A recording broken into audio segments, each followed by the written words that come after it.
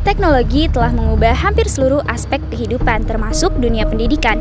Kini, proses belajar tidak hanya terbatas pada ruang kelas saja. Artificial intelligence, media sosial, serta berbagai platform digital lainnya memberikan kemudahan dalam memperoleh informasi kapan saja dan di mana saja. Namun, di balik kemudahan tersebut, muncul pertanyaan penting. Apakah perkembangan teknologi benar-benar meningkatkan kualitas pembelajaran atau justru menghadirkan tantangan baru bagi pendidik dan peserta didik?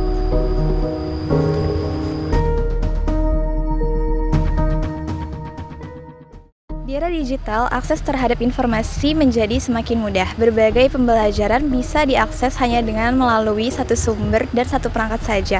Namun tentunya kemudahan itu masih memiliki tantangan. Sebagian pelajar mulai bergantung pada teknologi tanpa memahami proses berpikir di balik jawaban yang mereka dapatkan. Sementara itu, para pendidik terus-menerus dituntut untuk beradaptasi pada teknologi agar pembelajaran menjadi lebih bermakna, interaktif, dan mampu membangun pemikiran kritis mahasiswa ataupun pelajar lainnya. Jadi ini tentang AI ya.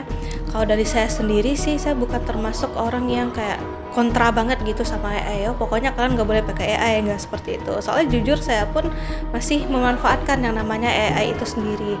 Terus kalau ditanya apakah AI itu mengganggu cara berpikir gitu kan, itu menurut saya nggak selalu ya.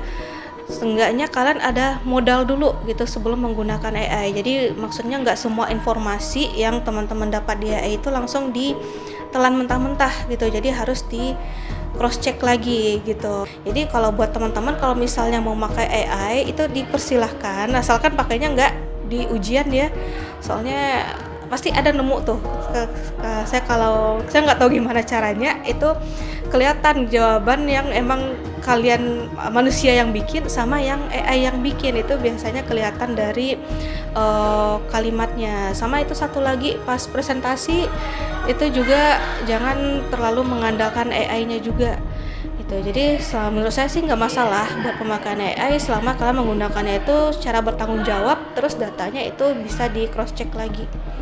Menurut survei global yang dilakukan oleh Digital Education Council pada tahun 2024, sekitar 86% mahasiswa telah menggunakan AI generatif dalam kegiatan akademik, sementara sebagian besar memanfaatkannya untuk mencari referensi, merangkum materi, hingga membantu menyusun tugas.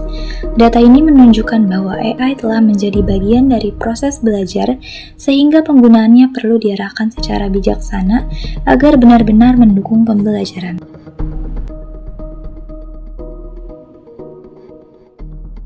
Berdasarkan hasil observasi yang telah kami lakukan di lingkungan kampus, penggunaan teknologi telah menjadi aktivitas sehari-hari bagi mahasiswa. Berbagai platform pembelajaran daring, mulai dari video edukasi, konten digital, hingga artificial intelligence yang mampu dijadikan acuan untuk mahasiswa untuk memahami materi, menyelesaikan tugas, bahkan mencari referensi. Nah, meskipun demikian, efektivitas teknologi itu tetap bergantung kepada mahasiswa yang menggunakan teknologi tersebut. Jadi selama perkuliahan ini aku pakai aplikasi seperti AI. Tujuannya sebagai penunjang membantu aku mengerjakan tugas ataupun menjelaskan materi-materi yang kurang aku pahami. Kalau misalnya untuk tugas itu aku minta bikinin outline, misal kayak buat makalah gitu kan. Nah terus kalau misalnya untuk belajar, aku pakai AI itu untuk bantu bikin soal-soal terkait materi tersebut gitu. Pengalaman aku selama memakai AI ini tentunya karena kan AI juga robot, jadi pasti ada error-errornya gitu. Pendidikan digital bukan sekedar memindahkan pembelajaran ke media online, melainkan memanfaatkan teknologi untuk meningkatkan kualitas proses belajar mereka. Menurut tokoh pendidikan Indonesia yaitu Ki Hajar Dewantara, menyatakan bahwa pendidikan bertujuan untuk menuntun segala kekuatan kodrat anak agar mereka mampu mencapai tujuan yang mereka inginkan dan kebahagiaan mereka setinggi-tingginya.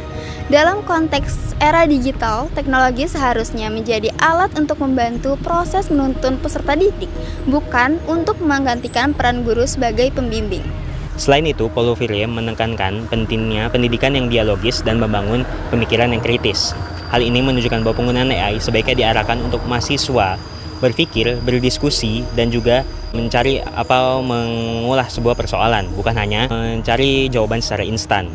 Selain itu, menurut teori konstruktivisme, mahasiswa atau AI itu digunakan hanya untuk sebagai alat bantu. Mahasiswa tetap harus mencari informasi, mencari pengetahuan, dan membangun pemahamannya sendiri. Sementara itu, dosen sebagai fasilitator yang membantu proses pembelajaran tersebut. Tantangan AI ini menurut saya gini ya, kalau dengan adanya AI itu cukup kita berlama-lama ya berinteraksi dengan satu laptop saja yang tersambung dengan internet, itu segala ilmu pengetahuannya itu boleh katakan kita sudah akan dapatkan banyak. Kalau dahulu kita saya belum ada AI ini, kita mencari bahan itu kita ke perpustakaan, tapi kemudian karena kita memang ada caranya hanya itu, maka kita uber terus tuh. Nah, uber kita baca lagi, akhirnya sesuatu ilmu pengetahuan itu menjadi agak lebih lengket ya, lama lengketnya dibandingkan dengan sekarang AI. Nah, oleh karena itu yang dibutuhkan itu menurut saya bukan hanya tugas dan selesai, tapi mengkoreksi apa yang mereka peroleh dengan AI itu ya, dengan pikiran mereka, dengan mereka menyampaikan itu mustahil ya. Jadi kelemahannya itu adalah pengetahuan yang didapatkan, sesuatu yang didapatkan secara instan, maka akan instan juga hilang. Dari hasil analisis, wawancara, dan observasi, kami menyimpulkan bahwa pendidikan memiliki beberapa tantangan yang perlu dihadapi di era digital ini. Yang pertama adalah ketergantungan mahasiswa terhadap AI tanpa adanya analisis lebih lanjut. Kedua, menurunnya proses berpikir kritis mereka karena mereka cenderung menerima informasi secara instan tanpa adanya proses berpikir, sehingga menurunnya kerja otak mereka. Yang ketiga adalah ketergantungan dan distraksi media sosial yang mempengaruhi fokus belajar mereka. Yang keempat, masih ada perbedaan kemampuan digital di kalangan pendidik. Dan yang terakhir, masih belum tercapainya semua metode pembelajaran untuk mengikuti kemampuan perkembangan teknologi yang begitu cepat. Untuk menjawab berbagai tantangan tersebut diperlukan kolaborasi antara pelajar, pendidik, institusi pendidikan, dan pemerintah, diantaranya dengan meningkatkan literasi digital bagi pendidik dan juga pelajar, dan memanfaatkan AI sebagai pendukung pembelajaran bukan sebagai pengganti cara berpikir. Juga menerapkan pembelajaran berbasis proyek untuk meningkatkan kemampuan pemecahan masalah pada pelajar. Selain itu, diskusi dan presentasi juga diperlukan untuk meningkatkan komunikasi bagi pelajar. Pelatihan penggunaan teknologi bagi pendidik dan penyusunan etika penggunaan AI juga jadi salah satu langkah penting agar teknologi dimanfaatkan secara bertanggung jawab.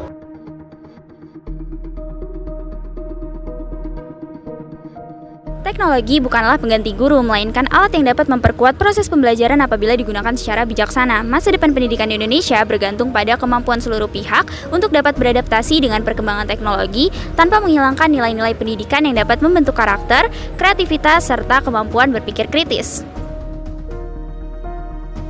Karena pada akhirnya pendidikan yang berkualitas bukan ditentukan oleh seberapa canggih teknologinya, tapi bagaimana cara manusia untuk memakainya, untuk belajar, berkembang, dan menciptakan masa depan yang lebih baik.